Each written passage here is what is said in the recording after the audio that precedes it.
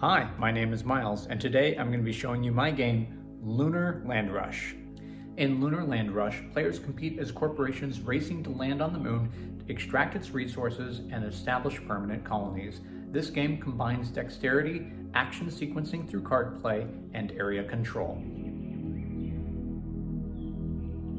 Here we are, all set up to play a two-player game. Set the moon board in the middle of the table, give each player a set of colored playing pieces as well as basic order cards, shuffle and deal out 3 advanced orders, also set out 1 face-down objective for each player and 1 shared objective to be used by all players, and finally distribute the resources across the board.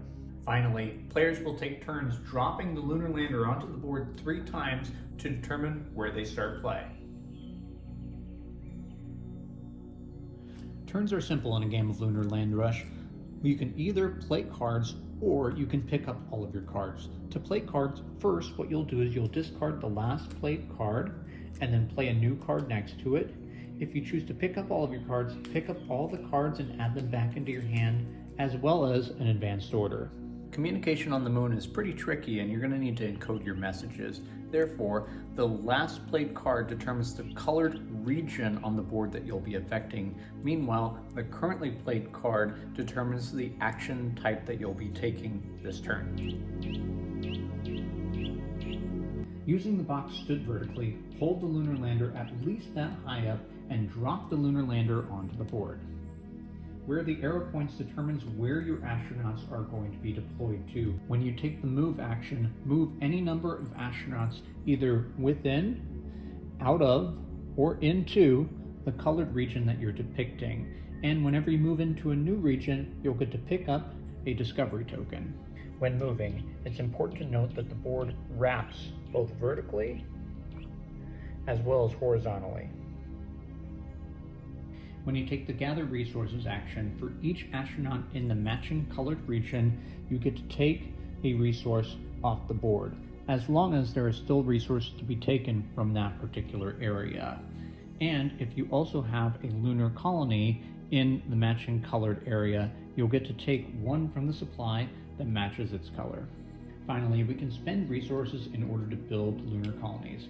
For each astronaut in the matching colored region that is affected, you may build a lunar colony provided that you have enough resources to do so, as depicted on the lunar colonies. These will be worth points at the end of the game. When you can't or don't wish to take an action, you can instead pick up all of your basic orders and put them into your hand. When you do so, you'll also get to take an advanced order and add it into your hand. Each of these advanced orders are going to be improvements on your basic orders. Play proceeds clockwise around the table, and the game ends when one player empties their supply of domes or astronauts.